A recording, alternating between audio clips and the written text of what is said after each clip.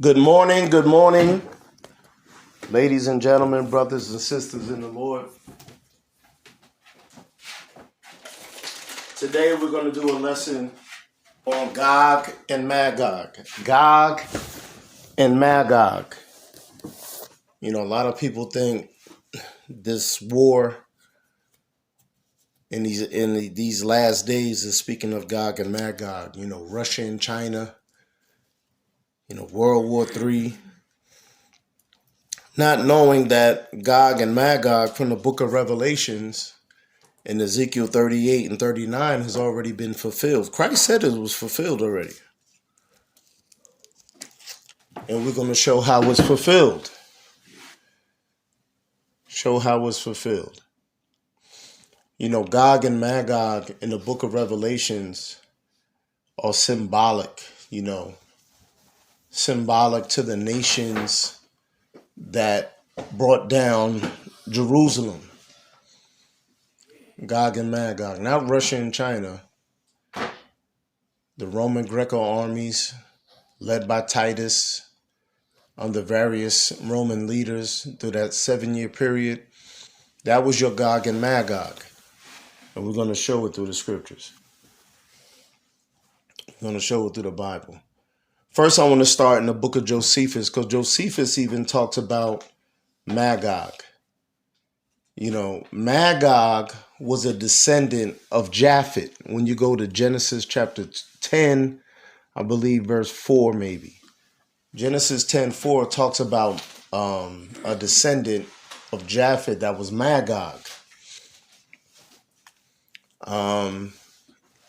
We know Japhet was a heathen, a Gentile. Genesis chapter 10 verse 2. So watch what Josephus says in the book of Jewish Antiquities, book 1, chapter 6, verse 1. Watch what Josephus says about Magog. It says, "Now they were the grandchildren of Noah, in honor of whom names were imposed on the nations by those that first seized upon them. Japhet, the son of Noah, had 7 sons. They inhabited so that beginning at the mountains, Taurus, Amanus, they proceeded along Asia as far as the river Tanis, and along Europe to Cadiz, and settling themselves on the lands which they light upon, which none had inhabited before. They called the nations by their own names. For Gomer founded those whom the Greeks now call Galatians." See that? So a lot of Japheth's descendants were Roman Greco descendants. And we're going to go into the book of Jasher to prove that too, with another descendant of Japhet who was Chittim, that took over the nation of Edom in their day. We're going to read that in Jasher 90 after this. So it says, "For Gomer founded those whom the Greeks now call Galatians, but were then called Gomerites. Magog founded those that from him were named Magorites, but who are by the Greeks called Scythians. Now as to Javan and Madai, the sons of Japhet, from Madai came the Medians, who are called Medes by the Greeks, but from Javan, Ionia, and all the Grecians are derived Tubal. Founded the Thobelites, who are now called Iberes, and the Moscheni were founded by Moshek or Meshech. Now they are called Cappadocians. There is also a mark of their ancient dominion still to be shown, to there is even now among them a city called Mazacah, which may inform those who are able to understand that so the entire nation once called Tyros are also called those whom that ruled over Dyrrhachians. But the Greeks changed the name to the Rashians. And so many are the countries and had the children of Japhet for the inhabitants of the three sons of Gomer. Ashkenaz founded the Ashkenazians, who are also called by the Greeks Regians. So did Rephath found the Repelians, who called the Papologians, and the Thrugramians, who also the Greeks involved were named Phrygians. Of all these three, and Javan, the son of Japhet, Elisha, gave name to them. So it goes into all these things. Talks about how all these Japhetic people made up all these other nations, and Magog was one of them. So we're going to link also in with this the Chittim, who was also a descendant of Japhet. So you can see how all these people represented, heavily Greek influence. They were named by them. Even at the end of this verse 1 in Jewish Antiquities, book 1, chapter 6, verse 1, it says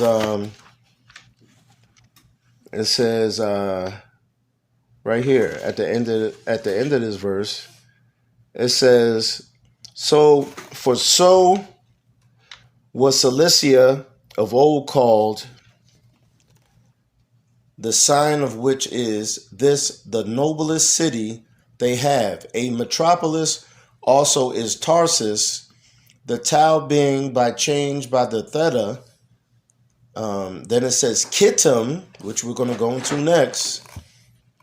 Kittim possessed the island.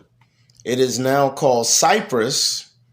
And from that, it is that all islands in the greatest part of the seacoast are named Kittim by the Hebrews. And one city there is in Cyprus that has been able to preserve its denomination.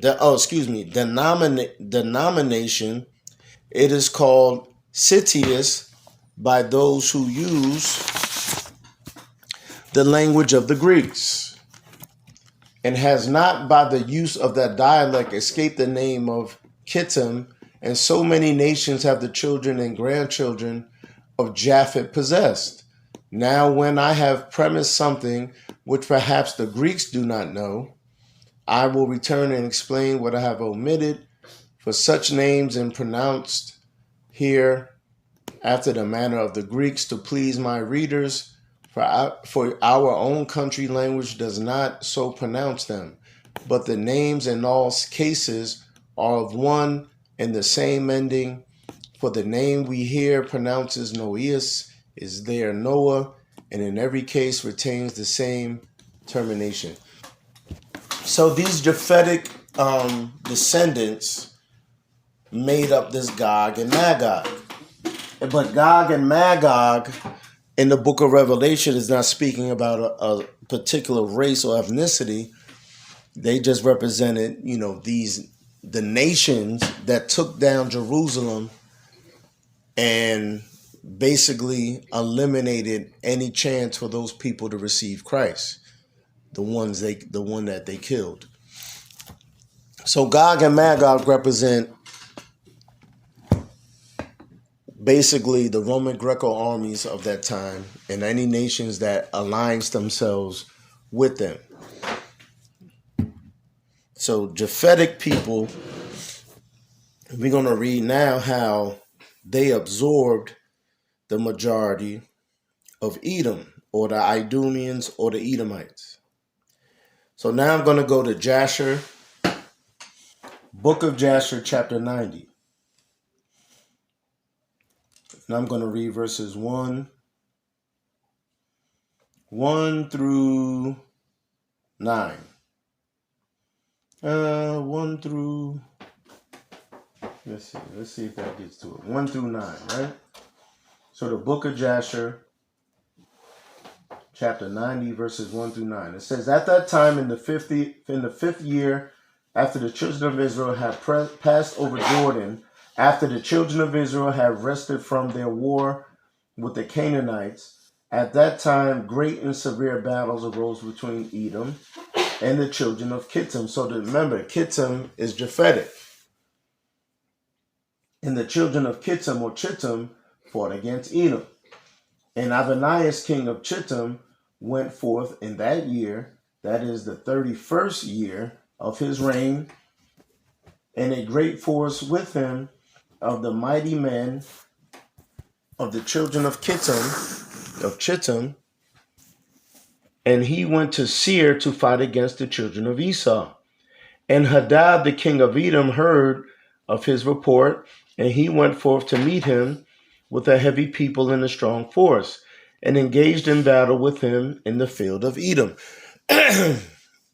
Verse 4, and the hand of Chittim prevailed over the children of Esau. And the children of Chittim slew of the children of Esau 22,000 men, and all the children of Esau fled from before them. And the children of Chittim pursued them, and they reached Hadad, king of Edom, who was running before them, and they caught him alive, and brought him to Abianus, king of Chittim. And Abianus ordered him to be slain. And Hadad, king of Edom, died in the 48th year of his reign. And the children of Chittim continued their pursuit of Edom, and they smote them with a great slaughter, and Edom became subject to the children of Chittim. So that's key. So the Edomites, the Idumeans, became subject to these Japhetic descendants of Chittim. You can read this again in Genesis 10, that they were descendants of Japheth. And the children of Chittim, verse 8, ruled over Edom, and Edom became under the hand of the children of Chittim. So Edom went into the slavery or bondage under these Japhetic people of Kittim. And you better believe that a lot of those women mixed with the men of Kittim, and they became Japhetic. They are all part of these people that Josephus speaks about in the book of Josephus in the Antiquities. So now verse 9. So let me finish the verse end of that verse 8. And the children of Chittim ruled over Edom, and Edom became under the hand of the children of Chittim, and became one kingdom from that day. One kingdom. So those Edomites were absorbed into these Japhetic people of Kittim, right? So all these people talking about, oh, you Edomite. You don't know what they could. A lot of these, what you call Edomites, are Japhetic people now, because of what happened here with Chittim. Verse 9, and from that time they could no more lift up their heads, and their kingdom, talking about Edom's kingdom, became one with the children of Chittim, because Chittim prevailed over them. Verse 10. Oh, that was it to verse 9. So as we see, Chittim overruled or overpowered Edom, right? And then verse 11, it says, and when he returned, he renewed his government and built for himself a spacious and fortified palace for a royal residence, and reigned securely over the children of Chittim and over Edom. So this absorption of and becoming of one nation made it easier to rule over the people. And normally the people that conquer you, those are the people that your latter descendants become. So a lot of these Edomites or Idumeans became Japhetic people. And this links right with Josephus, those Japhetic people of his time, right? So we say all this to set the stage on what happened during the times of Christ. To set that stage. To show that Gog and Magog was already fulfilled in the time of 66 AD to 73 AD. Now let's go into the scriptures to prove it that we're familiar with. So now let's go to Isaiah 18.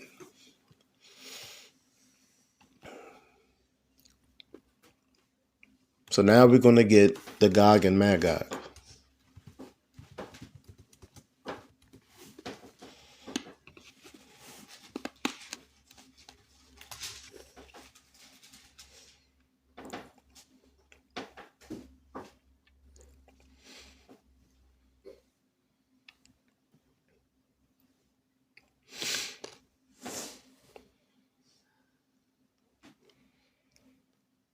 Actually, let's get right to it. Let's go to Ezekiel.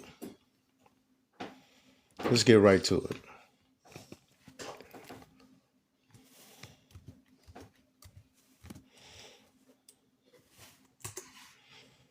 Let's get right to it. Let's go to Ezekiel 39.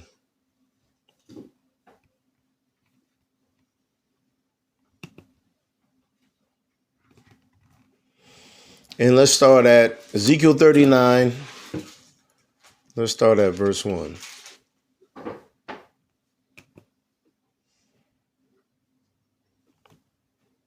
And it reads.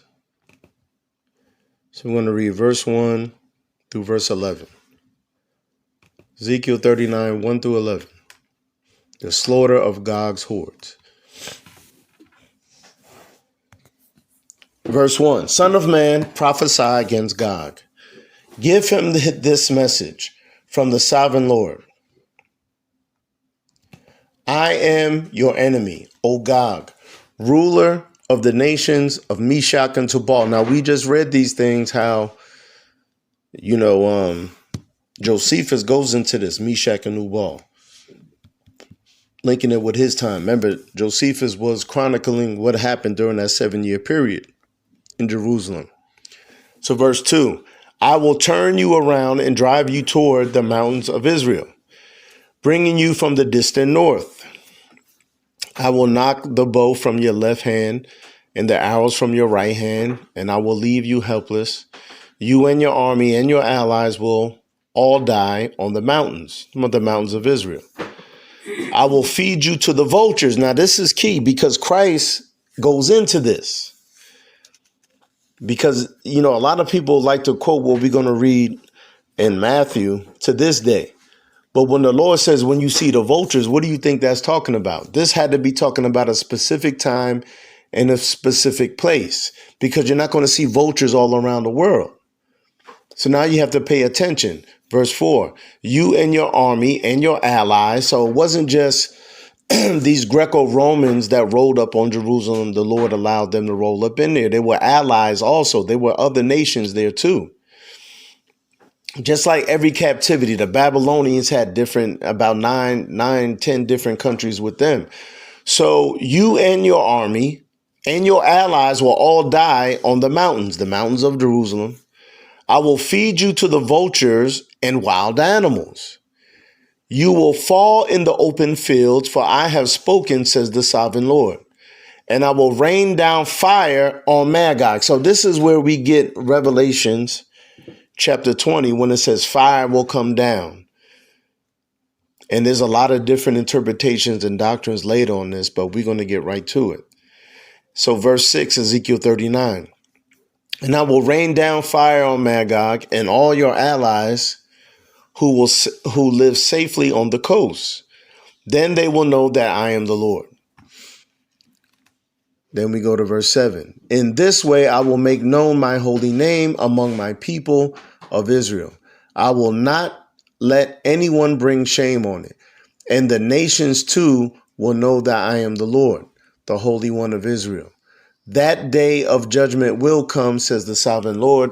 Everything will happen just as I have declared it. So remember in Jeremiah 30, speaking of Jacob's trouble and how, these Romo-Grecan armies rolled up on Jerusalem, because that was the Lord's judgment on them. But then after that, there's more to that prophecy in Jeremiah 30 other than Jacob's trouble. The Lord also said he will destroy the nations. So it wasn't that those nations that were sent by the Lord to destroy Jerusalem just lived happily ever after. They was destroyed too. In Jeremiah 30, if you read it. So it says in verse 8 of Ezekiel 39, that day of judgment will come, says the sovereign Lord. Everything will happen just as I have declared it. Then the people in the towns of Israel will go out and pick up your small and large shields, bows and arrows, javelins and spears. So again, this can't be talking about now. Nobody wages war with these armories. And they will use them for fuel. There will be enough to last them 7 years, 7-year tribulation. They won't need to cut wood from the field or forest, for these weapons will give them all the fuel they need. They will plunder those who plan to plunder them, and they will rob those who plan to rob them, says the sovereign Lord. Verse 11, after 7 months, teams of men will be appointed to search the land for skeletons to bury, so the land will be made clean again, right? So this valley of Gog's hordes is the same as the valley of Armageddon, the valley of decision, the valley of judgment, right? But what I want you to focus on is this verse 4, because Christ equates Ezekiel 39, verse 4, when we read this. Let's go to Matthew 24 now. Now let's get into the revelation of these things. Let's go to Matthew chapter 24, because the Lord said something in Matthew 24. Matthew 24.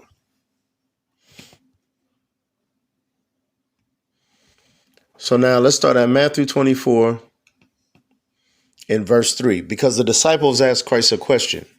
Matthew 24 is in one long stream. It's broken up. So here's how it was broken up, Matthew 24. So Matthew 24:3, the Lord says, later Jesus sat on the Mount of Olives. His disciples came to him privately and said, tell us when will all this happen? So remember in verse 2, Christ tells them that all these buildings, the temple, everything, he tells them that all this is going to be completely demolished. Now, even in history, we know this was the great event that happened during those 7 years, 66 AD to 73 AD, when the temple was destroyed, fulfilling various verses in the Old Covenant, Jeremiah 5. I mean, it's all over the place. Spoke of this great event.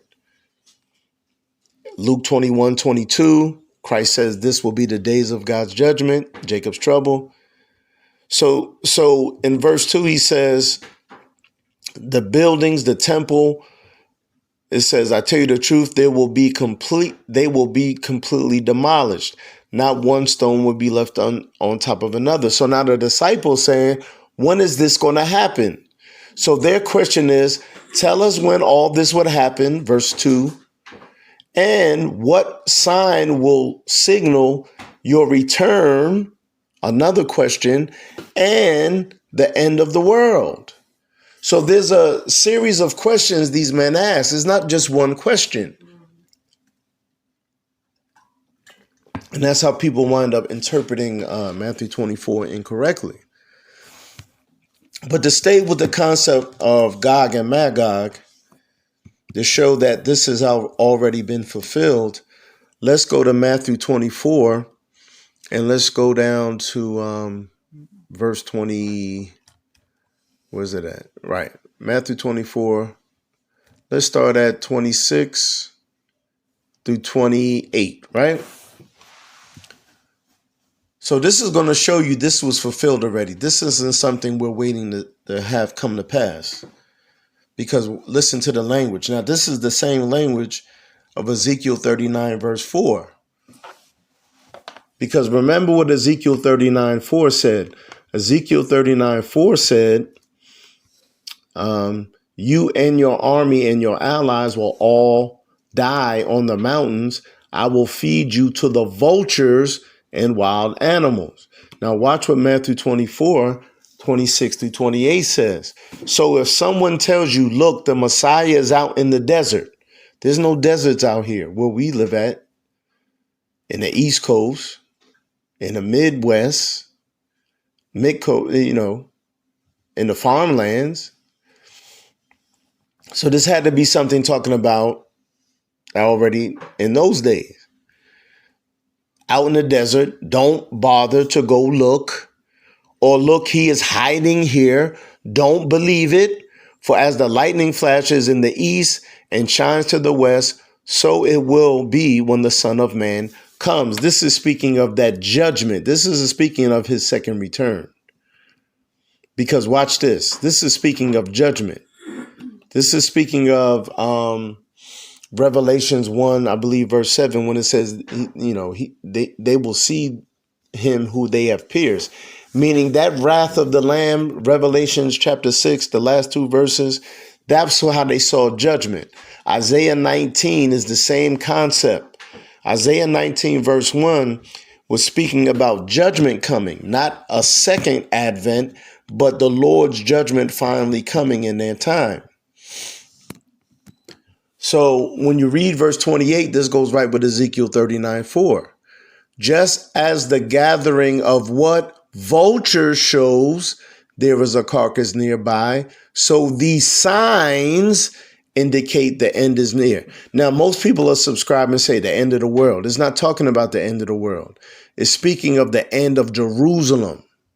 The end of Jerusalem as a place that God set up for the Israelites to do their worshiping, to have their temple, to congregate in fellowship, to live in their own communities. That was the end of that in those 7-year periods, 66 AD to 73 AD. An end of that came, not the end of the world, but an end of that land that the Lord gave them. So Jerusalem and the temple and the people, as far as having their own community, ended as well. Just as the gathering of the vultures. So that goes right with Ezekiel 39, because this was pointing to what would happen in that 7-year period. So this is something you have to understand that is fulfilled already in the Lord, because he returned, meaning his judgment, not his second coming, his judgment, the wrath of the Lamb, Revelations chapter 6. That's what you have to understand in this, that his coming was the coming of his judgment, not the coming of his presence to redeem the church from off the planet. Not that coming. That comes after the Lord has his number fulfilled of all those who are going to be saved and brought into his holy family, into the heavenly kingdom. That's what that is. And we read this also in the Gospel of Luke. The Gospel of Luke, chapter 17, they ask the same question again. So we have another witness in Luke 17, and we'll read starting at verse 32. Actually, let's start at 31. On that day, a person on the deck of a roof must not go down in the house to pack. A person out in the field must not return home. So this is speaking all 70 AD language. Remember what happened to Lot's wife. She fell into unbelief. If you cling to your life, you will lose it. And if you let your life go, you will save it. That night, 2 people will be asleep in one bed. One will be taken, the other left. 2 women will be grinding flour at work together at the mill. One will be taken, the other left. So Christianity religions take this and say, this is the rapture. This isn't the rapture. Now watch 37. The disciples asked a question. 36. 36 says, right. 36 says, 2 men will be working in the field. One will be taken, other left. So this can't be talking about our time, because that was a major commerce and work field for those days, working in the field. So the Lord is not generalizing or using a figure of speech for our time, because people have various different jobs. So now verse 37, there will be, so the disciples ask, where will this happen, Lord? The disciples ask, and now remember they said, where? So unless you live in a place that is saturated by vultures, you cannot apply this to you. Jesus replied, just as the gathering of vultures, Ezekiel 39:4 again, just as the gathering of vultures shows there is a carcass nearby, so these signs indicate the end is near. Now again, not the end of the world, the end of Jerusalem, because that was an end too. That's what a lot of people don't understand. The end, you can't say that the temple's there today. You can't say that place is exclusively given just to Israelites, because there's a lot of Arabs there, Muslims, Islamic people there, and have all their temples built there too. So we can't just say, to fit our narrative and doctrine, that the Lord is talking about this, that, and the third.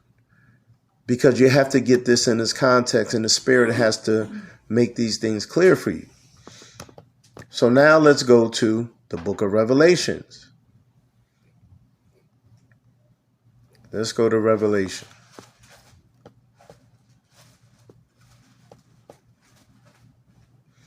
Let's go to Revelation 19 to show you that this was speaking of the time of Jerusalem judgment. Revelation chapter 19.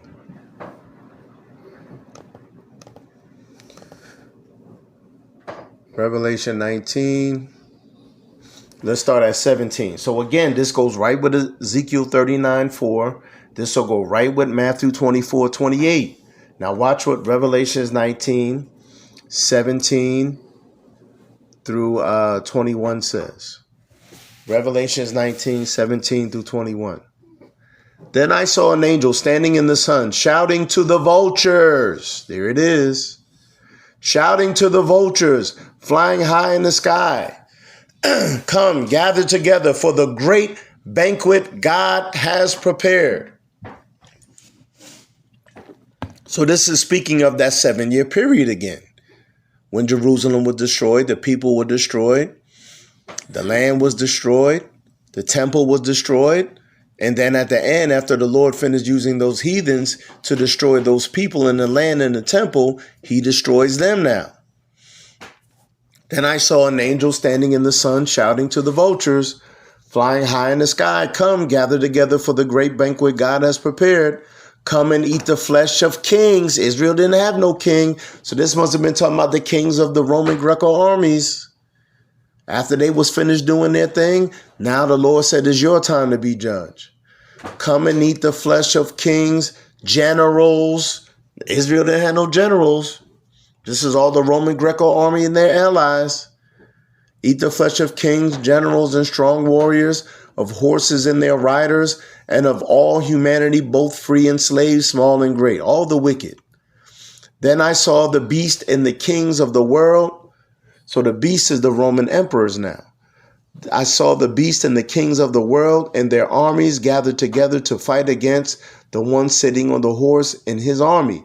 So this rejection of Christ, this rejection of God's sovereignty is what they're fighting against. It's not a literal fighting where they see the Lord and angels and they're trying to wage a Star Wars attack. This meant that they were even so high-minded and rebellious, they thought they can take down the judgment of the Lord, the wrath of the Lamb.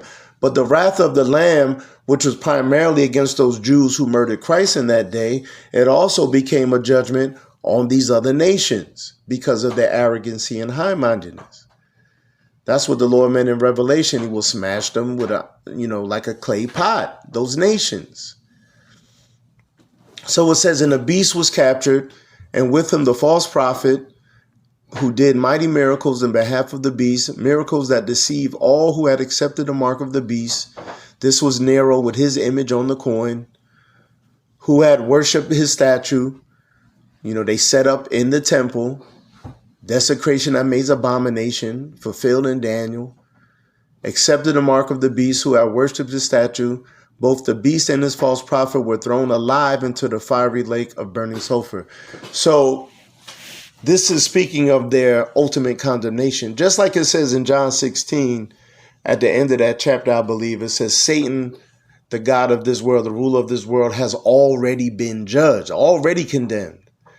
So there was no repentance offered or granted for these vessels of wrath. That's all that means. It doesn't mean this is the second death. they're headed for the second death, but they're not there yet. So 21, now listen to this. This is Ezekiel 39:4, Matthew 24:28. Their entire army was killed by the sharp sword that came from the mouth of the one riding the white horse. That meant Christ's judgment. And the vultures all gorged themselves on their dead bodies. So this goes right with the prophecy being fulfilled and reiterated through Christ in Matthew 24:28 being reiterated and finally being fulfilled at the end of that 7-year war, the Jewish wars. Also where you can find that in the book of Josephus. And now let's go to Revelations 20, where it speaks of Gog and Magog.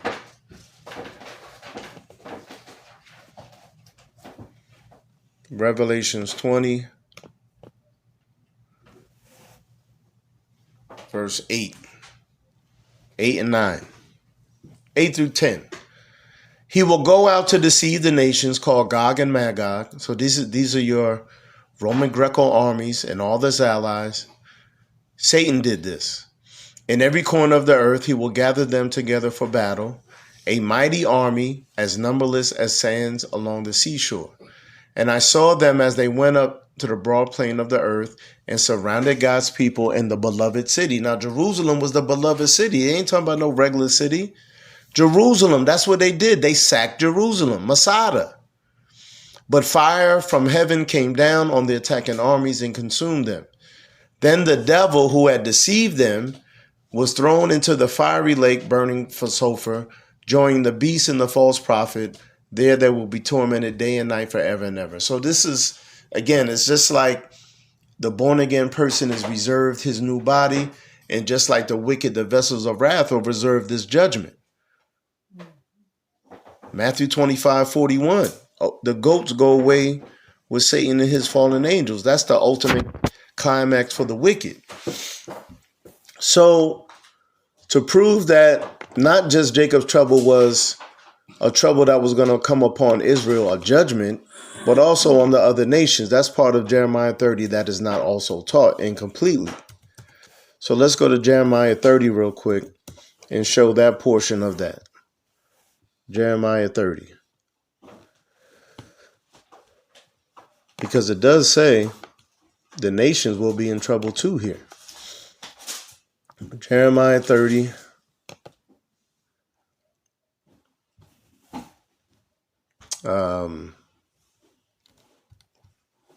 Right, verse 8. Jeremiah 30, verse 8. For in that day, says the Lord of heaven's armies, I will break their yoke from their necks and snap their chains. Foreigners will no longer be their masters. So those heathens that took over Jerusalem 7 years, the Lord also broke the yoke of that bondage from them. This isn't talking about being in America. You're not in bondage here. This is in bondage. You got free Wi-Fi, free phone service. You can go where you want to. You can drive where you want to. You can live where you want to. So that's not captivity because you're too lazy to get up and get a job and go to work. That ain't no captivity. See? So the Lord said everybody will be in trouble, but the ones that will be saved will be those who belong to the church. That's why when you read the first 3 chapters of the book of Revelation, it's pointed directly to the church in Asia Minor, those 7 churches. Okay? So those will be the ones who will be warned of the coming destruction so they can be safe, and they will be the Israel of God. That's the Israel that will be saved. And then also when you go to Revelations, I believe it's chapter 2, where the Lord says he will smash them like clay pots. That was also speaking of all those nations that the Lord used to bring down Jerusalem, that they also would receive a judgment as well after their usage was over. Let's go to Revelations chapter 2, and let's read. It's at the end of that chapter.